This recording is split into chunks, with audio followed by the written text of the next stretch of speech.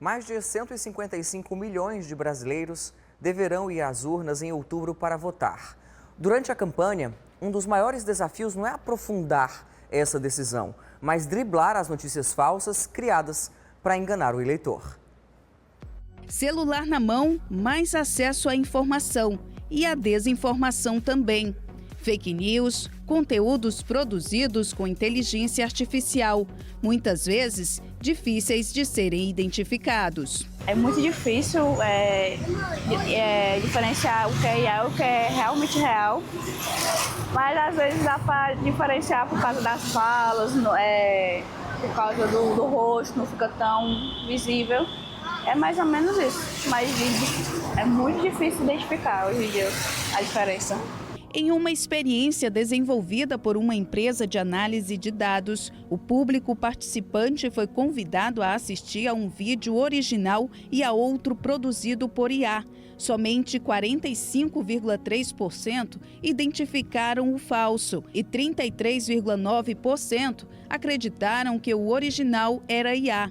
83,2% consideraram importante saber quando o produto é feito com inteligência artificial. Você recebe uma chamada de vídeo de alguém e esse alguém não é aquela pessoa que você acha que é. Aquilo ali pode ser, hoje, um IA, né? Se você pedir para a pessoa passar a mão pelo rosto, esse ato de passar a mão pelo rosto, ele vai produzir alguns erros do processamento dos dedos, por alguns problemas que algumas IAs ainda têm.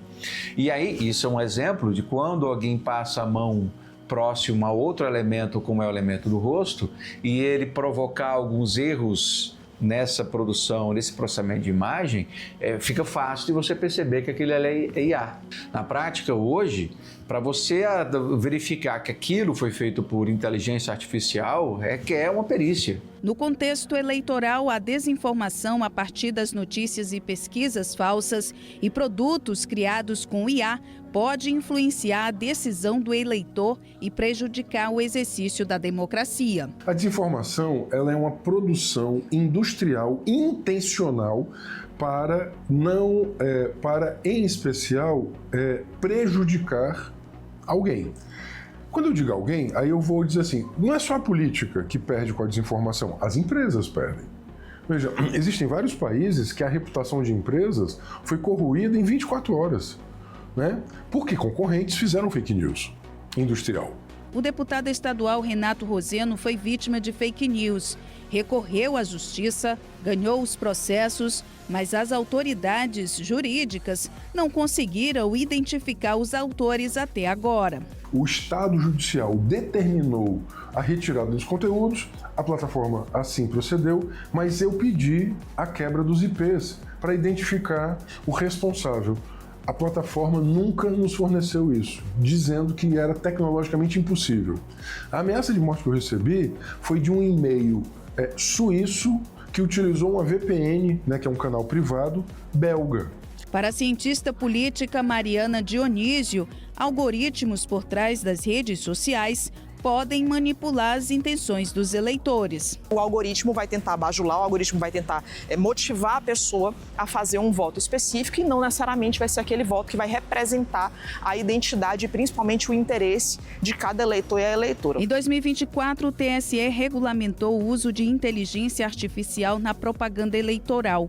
A resolução obriga as campanhas a avisarem sobre a IA, restringe a utilização de robôs e prevê a responsabilização das empresas de tecnologias que não excluírem do ar conteúdos com desinformação ou discursos de ódio. Desde a vigência da resolução, essa será a primeira eleição geral em que as campanhas eleitorais estão proibidas de usar deepfakes, que são conteúdos produzidos por IA com rostos e vozes manipuladas para prejudicar pessoas. Os especialistas indicam confrontar as informações em sites de checagem, consumir notícias da imprensa tradicional e desconfiar dos conteúdos em redes sociais.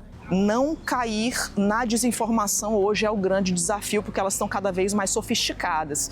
E hoje o que a gente tem de arma é principalmente o trabalho que é feito pelos profissionais da Justiça Eleitoral. É um trabalho que tem que ser muito valorizado, mas a gente também tem as agências de checagem, a imprensa, a transparência. A gente tem hoje vários portais de transparência que permitem ao eleitor, permitem à eleitora que ele verifique qual foi o voto retrospectivo, né? O que aqueles candidatos que estão aparecendo nas redes sociais já fizeram antes. Se está na sua timeline das redes sociais, procure saber se ele veio de uma fonte confiável, de uma fonte conhecida, de uma fonte de uma imprensa aberta, né,